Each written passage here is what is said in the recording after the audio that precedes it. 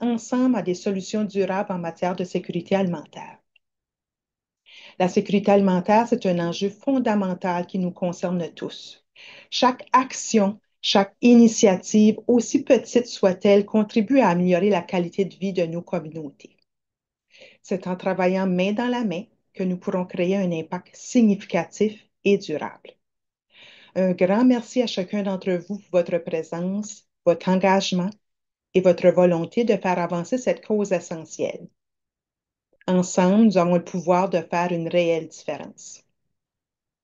Avant d'aller plus loin, je me présente officiellement. Mon nom est Martine Michaud, coordonnatrice en promotion de la santé au sein de l'équipe de santé publique du réseau de santé vitalité. Je suis localisée dans la région du nord-ouest du Nouveau-Brunswick.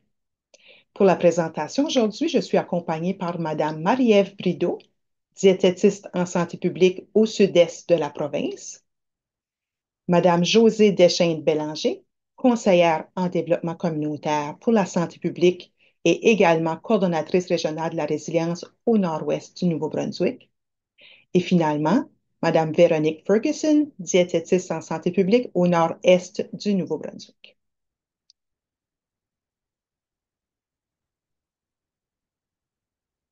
Au menu aujourd'hui, on va parler ensemble de la vision, de la mission et du mandat de la santé publique. On va tenter de comprendre ensemble l'enjeu de la sécurité alimentaire. On va faire l'analyse de la situation. On va parler ensemble des facteurs de protection et de risque. On va aussi tenter de se situer sur le continuum d'intervention, le amont, intermédiaire et en aval. Et finalement, comme Jill l'a mentionné, on va pouvoir se diriger dans des salles de discussion pour pouvoir aller un peu plus en profondeur dans ces discussions-là tous ensemble. Donc, la mise en contexte, la santé publique a entrepris cette recherche de la sécurité alimentaire afin de mieux cerner les enjeux et proposer des solutions durables. En adoptant une approche socio-écologique et en s'appuyant sur des données probantes, nous avons analysé les divers facteurs qui influencent l'accès à une alimentation saine et abordable. La présentation qui suivra est le fruit du travail de l'équipe régionale de sécurité alimentaire de la santé publique, menée en collaboration avec plusieurs collègues et partenaires. Cette démarche nous a permis d'examiner en profondeur les multiples dimensions de la sécurité alimentaire, autant au niveau social, économique et environnemental. Le but ultime pour nous, santé publique, mais pour vous tous, c'est certainement d'améliorer la sécurité alimentaire des ménages du Nouveau-Brunswick. La santé publique a comme mission d'assurer la protection et la promotion de la santé et prévenir les maladies et les blessures de notre population en collaborant avec différents partenaires. Il existe 6 fonctions essentielles de la santé publique qui sont les suivantes. On parle de promotion de la santé, prévention des maladies et des blessures, l'évaluation, la surveillance, la préparation aux urgences et finalement la protection de la population. Selon les domaines d'action prioritaires de la santé publique, nous nous engageons à renforcer les efforts préventifs en agissant sur les déterminants sociaux de la santé et en mobilisant divers secteurs pour des actions coordonnées visant à promouvoir la sécurité alimentaire. Ces efforts permettront de favoriser l'équité en santé et réduire les disparités qui persistent entre les populations. Donc, nous sommes heureux de vous présenter sans plus attendre les résultats de notre recherche qui reflètent l'engagement et les efforts de notre équipe. Nous espérons qu'ils vous fourniront des informations pertinentes et éclairantes pour avancer dans vos réflexions et dans vos actions. Bon, pour commencer, on va essayer de vous présenter certaines définitions et des faits afin de mieux comprendre l'enjeu de l'insécurité alimentaire au Nouveau-Brunswick. Donc, première définition, je pense que tout le monde la connaît, mais on va juste mettre tout le monde sur le même niveau. Euh, la sécurité alimentaire et nutritionnelle existe lorsque tous les êtres humains ont à tout moment un accès physique, social et économique à une nourriture saine et consommée en quantité et qualité suffisante pour répondre à leurs besoins et préférences alimentaires et qu'ils bénéficient d'un environnement offrant des conditions sanitaires, des services de santé et des soins adéquats, leur permettant de mener une vie saine et active. L'insécurité alimentaire, c'est un terme plus large qui désigne une absence d'accès constant à une quantité suffisante d'aliments salubres, nutritifs et culturellement adaptés dans une région géographique donnée. Ce manque d'accès peut être dû à divers facteurs tels que des événements météorologiques, des interruptions du transport, des guerres, des incertitudes économiques. Pour sa part, l'insécurité alimentaire des ménages désigne spécifiquement l'incapacité d'un ménage à accéder à des aliments en raison de contraintes financières.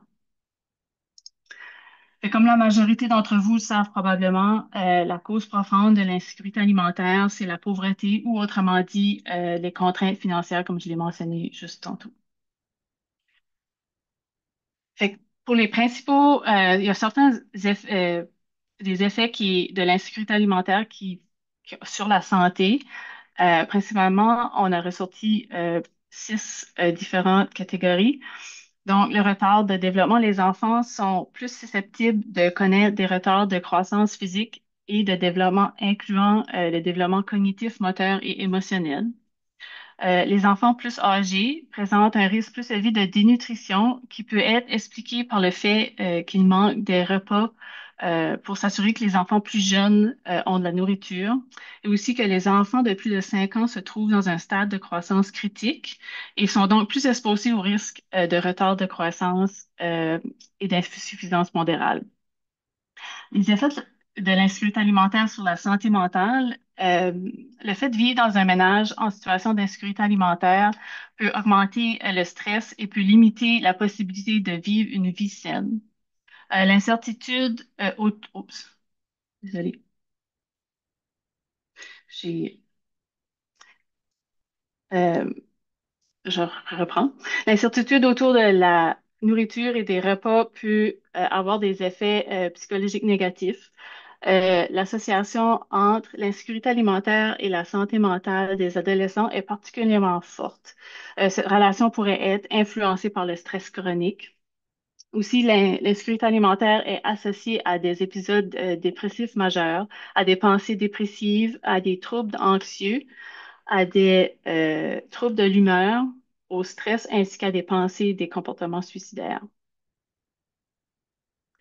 Les enfants qui sont exposés à l'insécurité alimentaire peuvent aussi présenter une diminution des aptitudes sociales, ce qui peut influencer leur interaction avec leurs pairs et leur capacité à s'adapter à divers environnements sociaux. L'insécurité alimentaire pendant l'enfance est associée à une diminution des réponses immunitaires innées et adaptatives.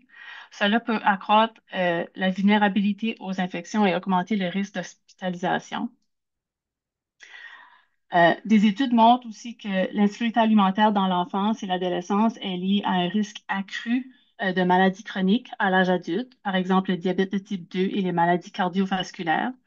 Les adultes qui souffrent d'insécurité alimentaire sont 2 fois plus susceptibles de vivre avec un diabète de type 2. L'apport nutritionnel non optimal pendant la petite enfance peut avoir des conséquences à long terme sur leur santé métabolique. Et les personnes en situation d'insécurité alimentaire grave sont décédées en moyenne 9 ans plus tôt que les personnes en situation de sécurité alimentaire. Puis finalement, l'insécurité alimentaire peut contribuer à des comportements illicites, comme par exemple la vente de drogue, le vol, les jeux d'argent ou d'autres comportements à haut risque, en influençant la perception d'un comportement acceptable face aux difficultés rencontrées à la suite d'une privation des besoins de base. Euh, je vais passer à l'analyse de la situation, parler de statistiques. Juste pour vous, une note sur les statistiques. On présente des statistiques aujourd'hui qui sont de 2023 parce que celles de 2024 n'ont pas encore été publiées. Euh, so- alors, selon les données les plus récentes de l'enquête canadienne sur le revenu, 22,9% des ménages des 10 provinces du Canada sont en état d'insécurité alimentaire. En fait, le taux d'insécurité alimentaire au Canada est de 25,5% plus élevé en 2023 comparé en 2022.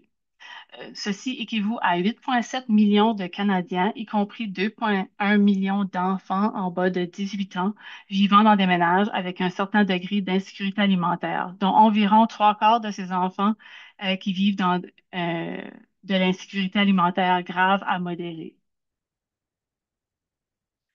Euh, Juste une petite note concernant les données de l'enquête canadienne sur le revenu. Les taux d'insécurité alimentaire peuvent avoir été sous-estimés parce que certaines populations n'ont pas été incluses dans leurs échantillons. Par exemple, comme les populations exclues font principalement partie des populations particulièrement vulnérables à l'insécurité alimentaire, ainsi la prévalence réelle de l'insécurité alimentaire peut être sous-estimée pour cette raison. Euh, Pour ce qui est du Nouveau-Brunswick, le Nouveau-Brunswick se situe au 7e rang des provinces en ce qui concerne l'insécurité alimentaire. Euh, Malgré ce fait, plus que un Néo-Brunswickois sur quatre vit en insécurité alimentaire, dont 25,6% de la population du Nouveau-Brunswick sont dans des ménages avec l'insécurité alimentaire. Sur cette diapo ici, on peut voir le pourcentage des enfants vivant dans des ménages en insécurité alimentaire au Nouveau-Brunswick pour les années de 2019 à 2023.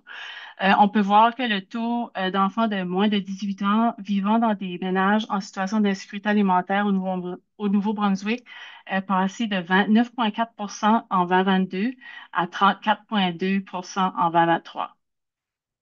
L'impact du revenu sur l'insécurité alimentaire est observable en 2020, les prestations pandémiques à elles seules ont sorti 10 300 enfants de la pauvreté au Nouveau-Brunswick. Le pourcentage d'enfants en bas de 18 ans au Canada vivant dans des ménages en insécurité alimentaire était le plus bas pendant la première vague de la pandémie COVID-19 à un taux de 20,9%.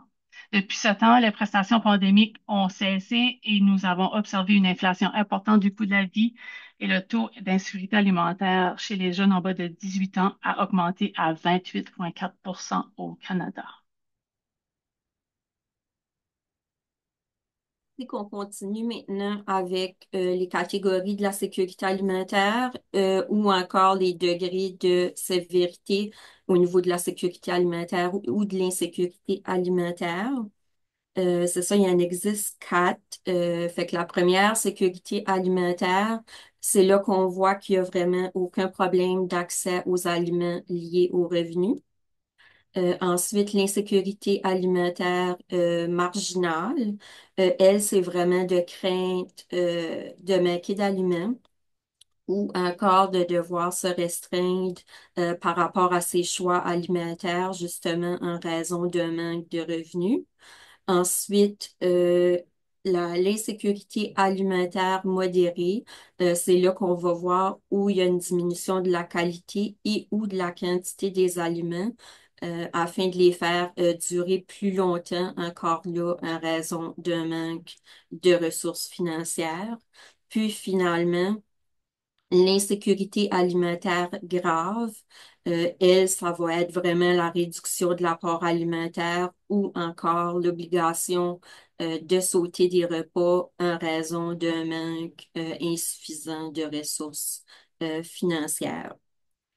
Fait qu'on peut voir selon ces différentes définitions-là, selon chaque différentes catégories, que le portrait d'insécurité alimentaire peut être vraiment différent pour chaque personne et ménage. Fait que c'est vraiment de passer de crainte de manquer de nourriture à ne pas en avoir du tout.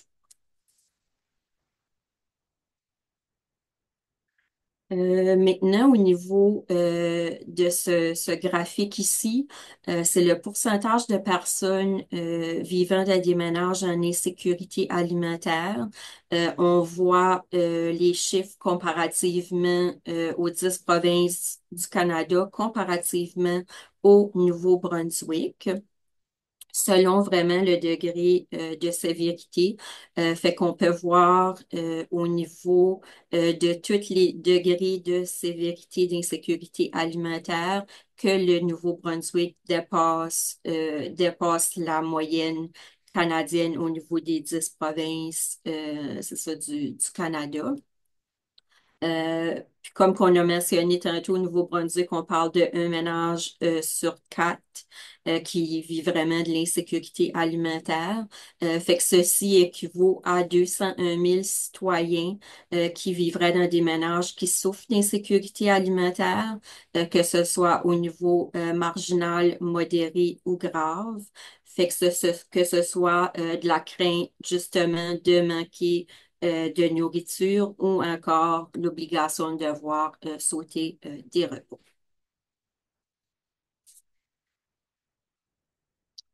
Maintenant, ici, cette diapo, ici, c'est vraiment juste une mise en contexte pour la prochaine diapositive qui va suivre. On parle ici des évaluations des besoins des communautés en matière de santé. Fait que ces évaluations-là sont effectuées auprès des deux réseaux de santé, soit le réseau de santé Vitalité et Horizon.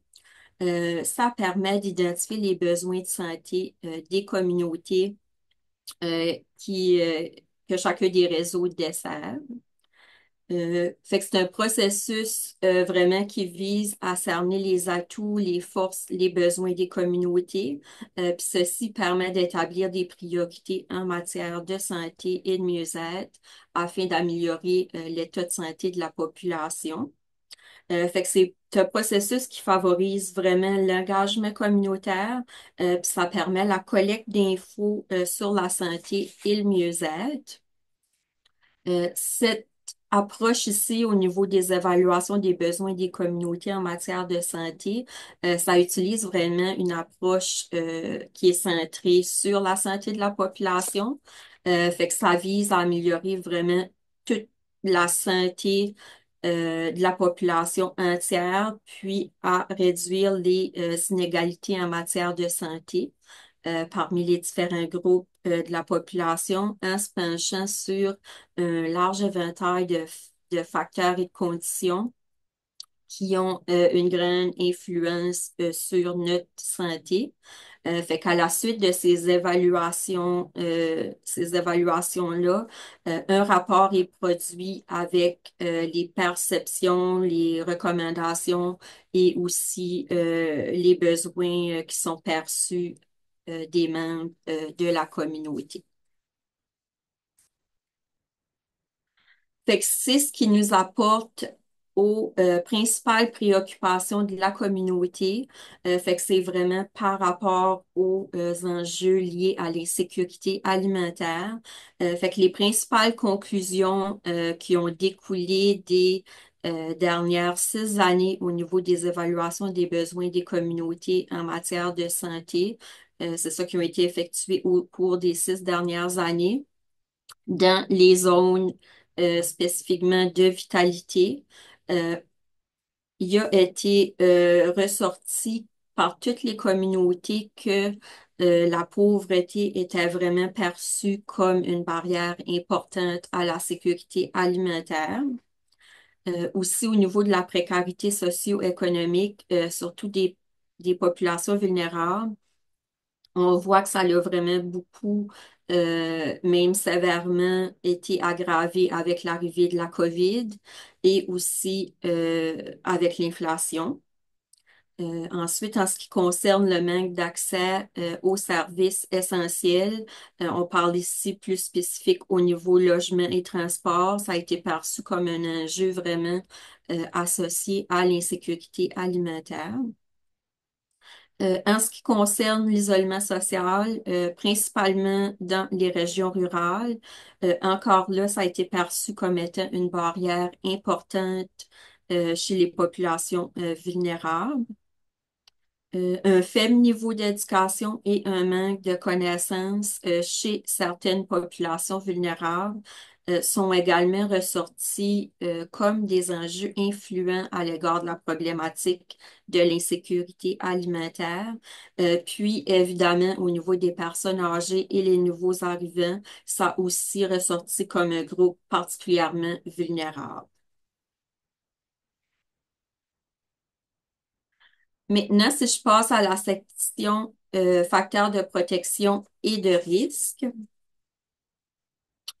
Fait que c'est ça, voici quelques-uns des facteurs qui ont été ressortis lors de la démarche de recherche. Euh, Ici, on va vraiment cibler les principaux facteurs qui ont été relevés. Fait que les principaux facteurs qui ont un impact sur l'état de sécurité alimentaire, euh, évidemment, le revenu. Le revenu des ménages est vraiment le principal facteur prédictif de l'insécurité alimentaire des ménages. La probabilité d'insécurité alimentaire diminue vraiment à mesure que le revenu après impôt augmente. Puis cette tendance-là va vraiment aussi se dessiner plus clairement chez nos ménages qui ont des revenus plus faibles. Fait que c'est là qu'on voit que l'insécurité alimentaire est vraiment étroitement liée aux revenus.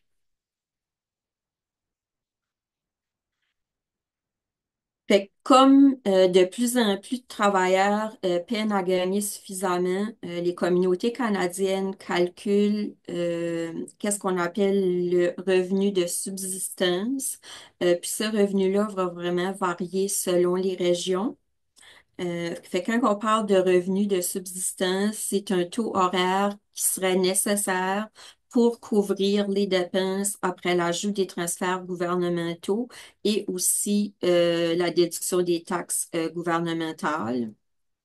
Puis quand on parle d'un salaire suffisant, c'est le montant qu'un ménage doit gagner pour couvrir ses besoins de base, tout en bénéficiant d'une qualité de vie décente. Fait que c'est là qu'on voit ici que l'écart entre le salaire minimum et le revenu de subsistance indique vraiment clairement que le salaire minimum actuel, il est vraiment trop bas par rapport au coût de la vie. Fait que le salaire minimum actuel, il est 15 30. Puis même avec la nouvelle annonce de l'augmentation du salaire minimum le 1er avril à 15,65 c'est encore c'est encore trop bas parce qu'en 2024, le Human Development Council a calculé un revenu de subsistance global pour le Nouveau-Brunswick. Ce revenu-là est identifié à 24,62 fait que c'est encore plus bas que le salaire minimum. Et José, je vais juste interjecter, we're about mi-chemin maintenant. L'inflation est un autre des facteurs prédictifs qui contribuent à l'insécurité alimentaire. L'inflation, elle, est affectée par plusieurs différents facteurs, comme par exemple les coûts élevés du secteur agroalimentaire, les perturbations de la chaîne d'approvisionnement mondiale et les changements climatiques. Elle affecte plusieurs dépenses essentielles pour les ménages, comme les frais de logement, les frais de transport et les coûts des aliments. Au niveau des frais de logement, au Nouveau-Brunswick, on a environ 40% de la population qui consacre plus de 30% de leurs revenus seulement pour le logement, qui est une des pires proportions au Canada. Puis, c'est à noter aussi que les loyers au Nouveau-Brunswick sont supérieurs à la moyenne nationale. La crise alimentaire mondiale qui a commencé pendant la pandémie s'est aggravée aussi en partie en raison de l'invasion de l'Ukraine. Ça a entraîné des hausses des prix de l'essence, donc hausse des frais de transport, une hausse des prix des aliments. Puis ça a aussi entraîné des pénuries alimentaires au Canada, ce qui rend de plus en plus difficile l'accès à des aliments sains, abordables et nutritifs. C'est quand même notable qu'en 2022, au Canada, l'inflation générale avait atteint un sommet de 6,9 tandis que l'inflation alimentaire, elle seule, avait dépassé 10 pendant plusieurs mois, ce qui surpassait la moyenne générale, puis qui était le taux le plus élevé depuis plus de 40 ans. On tient à noter aussi que nos systèmes alimentaires actuels accentuent le risque d'insécurité alimentaire des ménages à faible revenu, puis donnent lieu à des iniquités. Notre système alimentaire actuel est susceptible à plusieurs perturbations, comme par exemple les taux d'immigration, les changements climatiques, l'inflation, les menaces des tarifs, les tensions géopolitiques et l'augmentation des frais associés à la production comme l'électricité ou l'énergie. Malgré tout ça, puis malgré l'inflation alimentaire élevée, en 2023, les Canadiens tentaient le plus possible de réduire leurs dépenses d'épicerie en diminuant la quantité ou la qualité des aliments achetés ou en essayant d'acheter des produits moins chers. C'est lié à l'augmentation de toutes les dépenses fixes comme les loyers, les services publics et la croissance de l'endettement personnel pour les Canadiens. C'est toutes des dépenses non négociables qui mettent beaucoup de pression sur les gens, puis les poussent à diminuer leurs dépenses plus variables comme la nourriture, les loisirs et même la médication. Un sondage révèle que 95% des citoyens canadiens considèrent que la réduction du coût de l'épicerie devrait être une priorité pour le Canada. C'est un gros problème parce que le Canada a signé l'article 25 de la Déclaration universelle des droits de la personne des Nations unies en 1948, puis s'était engagé à garantir le droit à l'alimentation pour tous. Donc, pour respecter cet engagement, chacun devrait avoir les moyens de se nourrir avec des aliments adaptés à sa réalité culturelle et qui répondent à ses besoins. On tient aussi à souligner les déterminants sociaux de la santé qui sont des facteurs prédictibles euh, qui jouent sur la sécurité alimentaire des ménages. Les déterminants de la santé, ça comprend un large éventail de facteurs qui sont personnels, socio-économiques et environnementaux. Puis c'est ça qui détermine la santé d'une personne. Au niveau des déterminants sociaux de la santé, ça affecte considérablement le taux d'insécurité alimentaire, surtout au niveau des inégalités sociales. Elle se manifeste de diverses façons, notamment due à l'accès aux ressources essentielles comme l'alimentation, le logement, l'éducation et les soins de santé. Puis c'est souvent aggravé par les disparités économiques et raciales profondes, qui est une réalité déconcertante dans notre société. On note aussi que les difficultés d'adaptation culturelle, les faibles niveaux d'éducation et la faible accessibilité aux aliments sains sont aussi des facteurs qui contribuent au taux d'insécurité alimentaire au Nouveau-Brunswick. Lorsqu'on se met à comparer le taux de pauvreté selon la mesure du panier de consommation et selon la mesure de faible revenu après impôt, comparé au taux d'insécurité alimentaire comme tel, on peut constater que c'est pas seulement les personnes à faible revenu qui sont en situation d'insécurité alimentaire. Selon le rapport de bilan fin 2023 des banques alimentaires du Canada, la pauvreté, c'est une réalité pour 2,8 millions de Canadiens, tandis que l'insécurité alimentaire, c'est 8,7 millions de personnes qui vivaient en 2023. À cause de l'augmentation persistante du coût de la vie depuis, on peut estimer que le nombre de personnes qui vivent en situation d'insécurité alimentaire continue à augmenter en parallèle. Selon le bilan fin 2024, le plus récent rapport qui est sorti, en mars 2024, les banques alimentaires au Canada ont enregistré plus de 2 millions de visites en un mois, qui est le chiffre le plus élevé de toute l'histoire. Ça représente une augmentation de 6% comparé à mars 2023, mais ça représente aussi une augmentation de 90% par rapport à mars 2019, qui est seulement 5 ans plus tôt. Il faut noter aussi que les enfants représentent le tiers des visites aux banques alimentaires dans notre pays. Il a fallu 25 ans pour atteindre 1 million de visites par mois dans les banques alimentaires, puis il a seulement fallu 5 ans pour doubler ce nombre. Maintenant qu'on comprend que c'est pas seulement les personnes qui vivent dans la pauvreté qui souffrent d'insécurité alimentaire, et en considérant que le rapport sur les prix alimentaires de 2025 prévoit une augmentation globale des prix alimentaires de 3 à 5 pour 2025 au Canada, c'est nécessaire d'agir ensemble pour notre population cible. Celle-ci inclut non seulement les ménages qui vivent en situation d'insécurité alimentaire, mais elle s'étend aussi aux populations qui sont particulièrement vulnérables d'en vivre.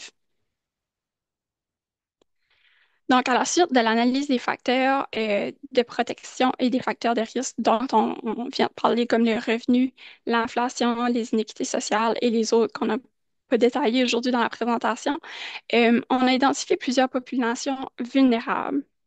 La liste est longue. Euh, donc, notamment, qu'est-ce qu'on remarque, c'est que les ménages ayant un faible revenu ou vivant dans la pauvreté sont évidemment à risque. Ceux où on note un plus faible niveau d'éducation, les familles monoparentales, surtout les familles où on a des mères seules avec les enfants, les ménages avec des enfants de moins de 18 ans, les immigrants, les ménages autochtones hors des réserves, les communautés des Premières Nations, ceux qui vivent avec une invalidité, les travailleurs du système agroalimentaire et bien d'autres présentent plusieurs risques de tomber entre les filets sociaux et sont plus vulnérables à vivre de l'insécurité alimentaire.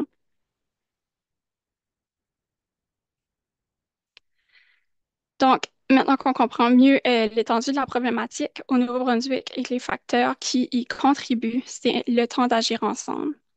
La question devient donc, c'est quoi les prochaines étapes? On va parler maintenant du continuum d'intervention.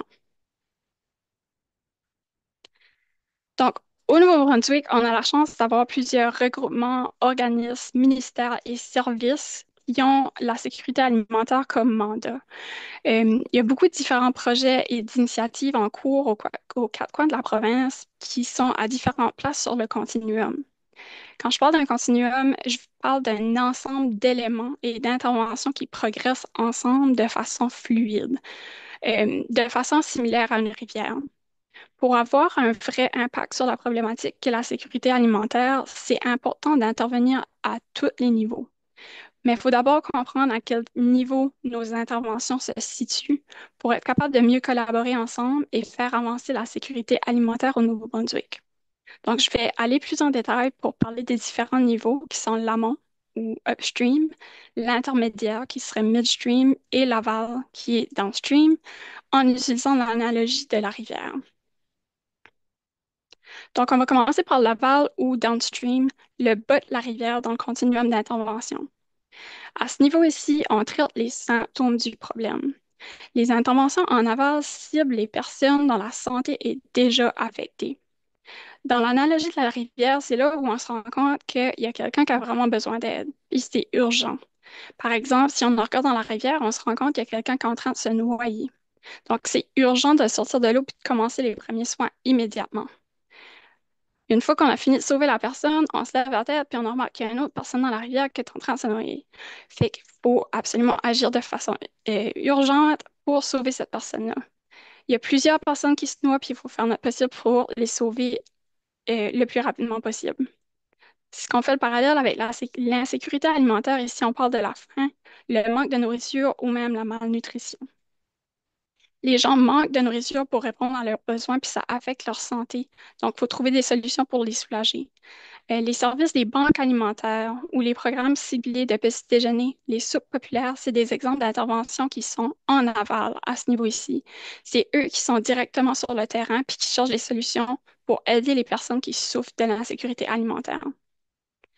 Dans la définition classique, on dit que les interventions en aval visent à accroître l'accès équitable sur le plan individuel ou familial pour les services sociaux et de santé.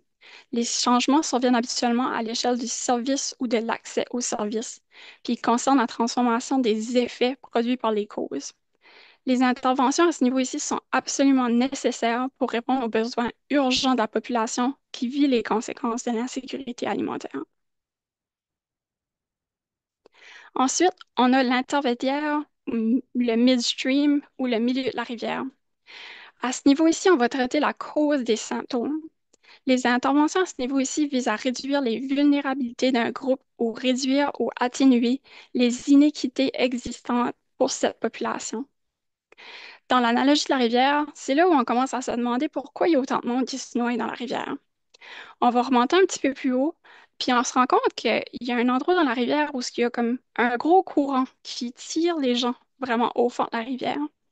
Puis c'est ça qui fait en sorte qu'ils se noient, puis qu'on les ramasse au bas de la rivière.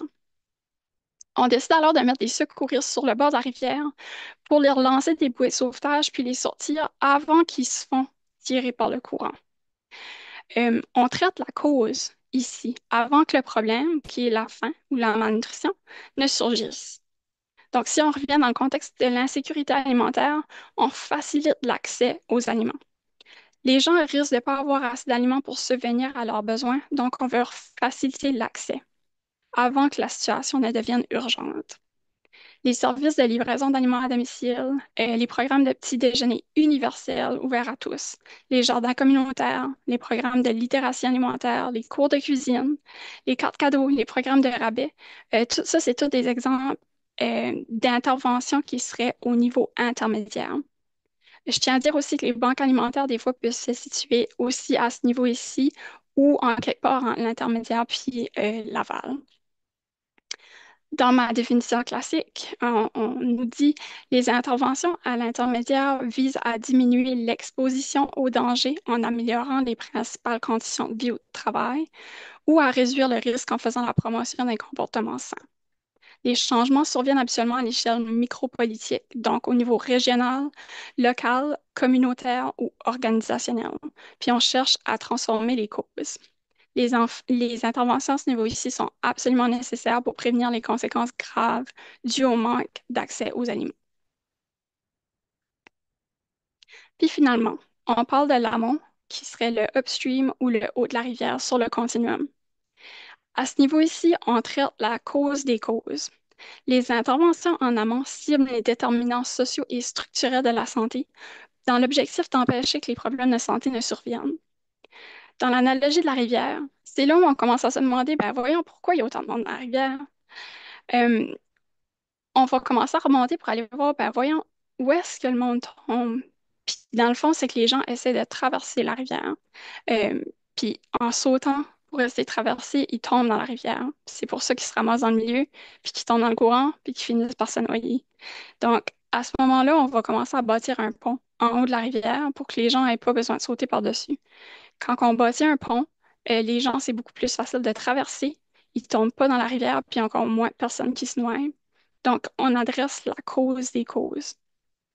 Dans le contexte de la sécurité alimentaire, il faut adresser la cause profonde de l'insécurité alimentaire, qui est la pauvreté et les contraintes financières. Dans les exemples d'intervention à ce niveau ici, on parle de politiques publiques qui promouvoient la sécurité alimentaire en ciblant la pauvreté comme la cause profonde.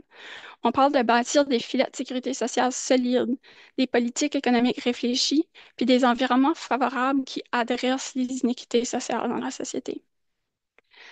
Dans la définition, on dit que les interventions en amont visent à réformer les structures sociales, économiques fondamentales à l'origine de la distribution de la richesse et du pouvoir, des possibilités et du pouvoir décisionnel. Les changements surviennent à l'échelle macropolitique. Ça peut être provincial, national ou transnational, puis ils concernent l'atténuation des causes des causes. Dans le contexte économique d'aujourd'hui, il y a de plus en plus de gens qui essaient de traverser la rivière, puis il faut absolument adresser les causes profondes puis bâtir des ponts ensemble. Sinon, on va avoir de plus en plus de gens dans le milieu de la rivière ou dans le fond de la rivière. Donc, finalement, comme je l'ai mentionné plus tôt, je tiens à le souligner, tous les niveaux d'intervention sur le continuum sont importants. En d'autres mots, on ne peut pas mettre tous les efforts à construire un pont pendant que les gens continuent à se noyer dans la rivière. On ne peut pas juste non plus lancer des bouées de sauvetage parce qu'en réalité, il y a tellement de monde qui tombe dans la rivière qu'on va manquer de bouées.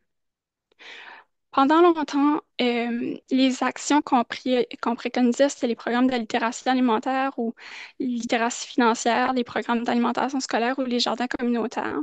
Ils ont absolument leur place dans le continuum, puis ils offrent des bénéfices sociaux et pour la santé, comme la création des liens solides et l'augmentation de la consommation de légumes et fruits.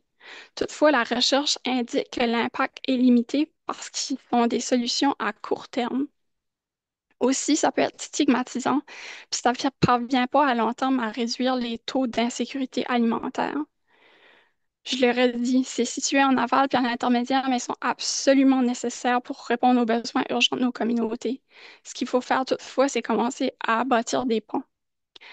Euh, il demeure primordial d'agir à tous les niveaux d'influence puis de collaborer dans tous les différents secteurs, ministères, services, organisations, pour offrir à tous les Néo-Brunswickois le soutien essentiel dont ils ont besoin. Donc, maintenant, tout ça étant dit, on vous lance la question. Où est-ce que vous vous situez dans la rivière? Où est-ce que vos interventions se situent? C'est important de le comprendre pour pouvoir ensuite travailler ensemble puis avoir des interventions à tous les niveaux. Donc, dans la deuxième partie de l'événement, ce qu'on aimerait faire, c'est d'entendre vos idées pour faire avancer la sécurité alimentaire au Nouveau-Brunswick. On va vous encourager de réfléchir aux actions qui devraient être entreprises à tous les différents niveaux qu'on a discutés pour améliorer la sécurité alimentaire et combler les manques. On aimerait aussi vous entendre sur comment on peut agir ensemble, collectivement. Donc, là-dessus, je vais repasser la parole à Jill pour qu'elle explique le fonctionnement des salles de discussion.